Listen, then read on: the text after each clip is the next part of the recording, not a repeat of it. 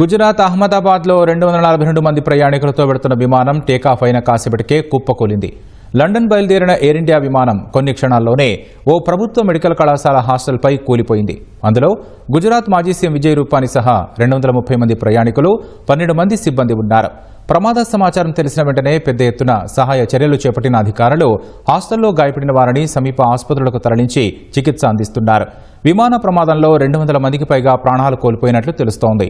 మృతుల్లో గుజరాత్ మాజీ సీఎం విజయ్ రూపానీ ఉన్నారు.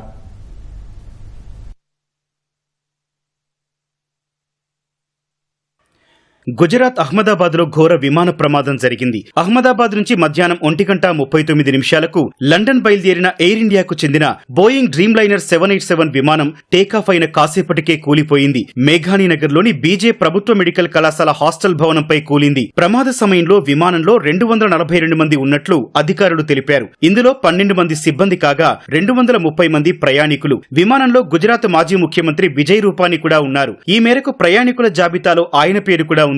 ప్రమాదానికి గురైన విమానంలో భారతీయులు 169 మంది, బ్రిటన్ పౌరులు 53 మంది, ఒక్కరు కెనడా, పోర్చుగీస్ వాసులు 7 ఉన్నట్లు ఎయిర్ ఇండియా ప్రకటించింది. 2 పైలట్లు, 10 మంది క్యాబిన్ సిబ్బంది ఉన్నట్లు తెలిపింది. కూలిన వెంటనే విమానంలో పెద్ద ఎత్తున మంటలు చెలరేగాయి. విమానం ఢీకొన్న భవనాలకు మంటలు వ్యాపించాయి.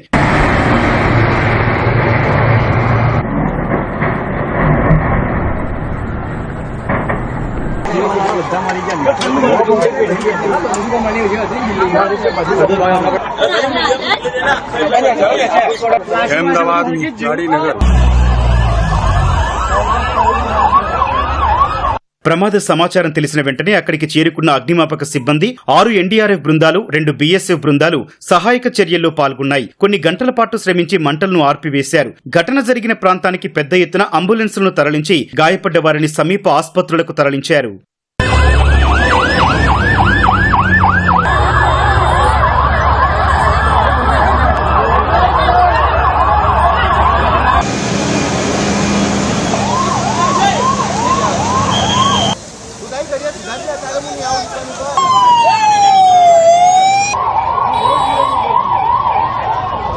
$8,200 గంటల పాటు విమానం నడిపిన అనుభవం ఉన్న pilot Sumit Sabharwal air India విమానం నడిపారు. విమానం టేకాఫ్ అయిన వెంటనే సమస్యను గుర్తించిన pilot Ahmedabad air traffic controller కు అత్యంత ప్రమాదకర సమయంలో చేసే మేడే కాల్ ఇచ్చినట్లు తెలిసింది. తిరిగి పైలట్లను సంప్రదించేందుకు ఏటీసీ ప్రయత్నించినప్పటికీ స్పందన కరువైంది. కొన్ని సెకండ్లలోనే ఎయిర్పోర్టుకు సమీపంలో దట్టమైన పొగలు అలుముకున్నాయి.